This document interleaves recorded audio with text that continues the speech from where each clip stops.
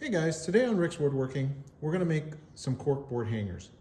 These are 12 by 12, nice and square.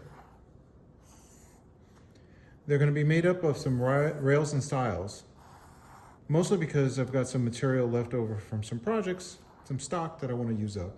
And these are approximately 2.5 inches. Now all these boards are the same length, and what I'm going to use here is a half lap joint. And then I'll come back later and rabbet this out and put in a piece of plywood. Let's see how we make it. I could have used my tape measure here, but decided to use the actual piece of cork. That way I get an exact length on all the pieces. You'll notice there's a little block on the edge of the fence. That's there to make sure I don't have the pieces bind as I cut them through. I'll make the same cut 8 times. Now it's time to set up for the half lap. First thing is to set the height of the blade for half the width of the material, or thickness of the material. And next, the width of the actual cut using one of the pieces. My table saw is unplugged so that there's no chance that it's going to turn on accidentally.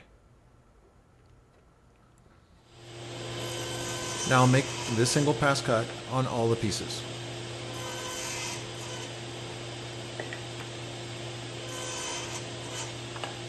Now I'm going to set up for my home tenon jig. First is to set the height of the blade, and then the fence to what I think is halfway through. Now it tests, and we can see that the pieces aren't quite cut right. An adjustment of the fence, and we'll try again.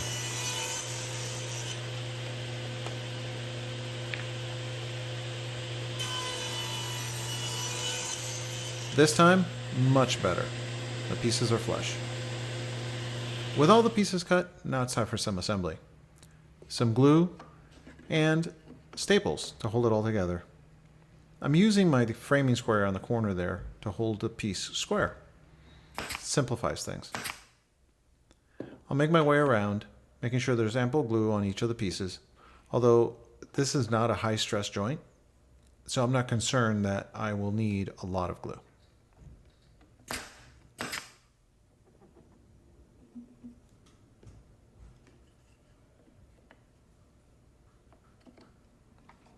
With the final piece in place, it actually looks like a picture frame. But now I got to cut out a rabbet in the center of this piece to accept the board to create a flat edge where I'll attach the cork. And for that, I'm going to use my rabbeting bit. I did this in 2 passes. I did not want to hog out too much material in one shot. As the bit goes around, I make sure to keep it nice and tight against the piece, and that way I don't have the bit rocking. When the bit rocks, I get uneven cuts. You'll notice that there are round corners here.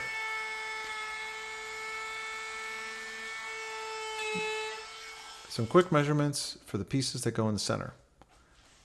Now, I originally said plywood, but this is left over from a cabinet that I took apart, and it's actually solid wood. Now this piece has square corners, and I have round corners on the frames themselves. So over at the sander, I was able to do quick work of all those corners and get them rounded out. With all the corners set, it's time to do a little bit of glue. Just a bit in the center. Again, this is going to be stapled together, and it's not a high stress joint. I just don't want it to rattle.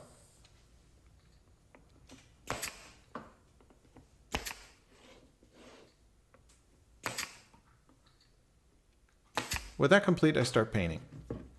Just using a disposable brush and flat black. It'll take 2 coats total. I started on the outer edges and then made my way into the center of the piece.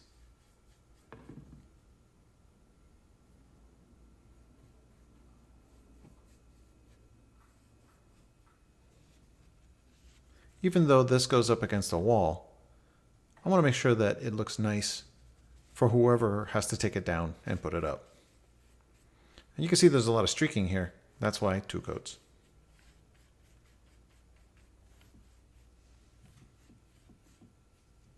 I let the pieces dry overnight and then gave a second coat. And once that second coat was set, it was time to put in the picture hangers.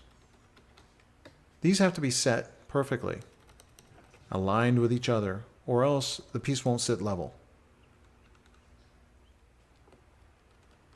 I made this jig a while back for the specific hangers that I'm using. You'll see the setup lines. I just have to line those up with the lines I set in the piece, and then I can use my router to do a plunge cut.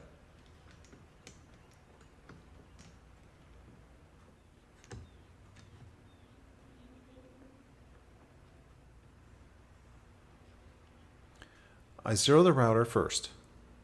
Then, using the actual hanger, I set the depth of cut. I plunge in and just make my way around the jig.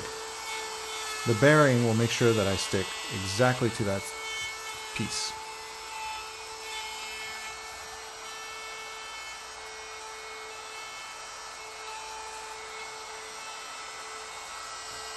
And now test fit. With the test fit complete and all the pieces cut out, I mark where the center of the hanger is. This is where the screw head will go into the wood. I need to do that to make sure that there's room. Eyeballing the depth, I set my plunge and just hand guide the router through. Again, this is just the clearance for the head of the screw. Using my centering bit, I set up for the screws and lay those in.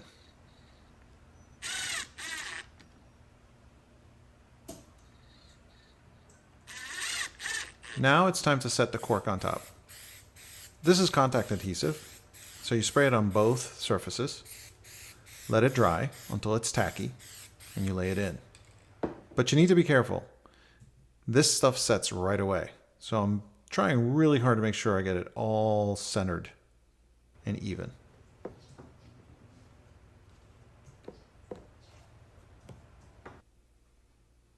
And there it is, a cork board.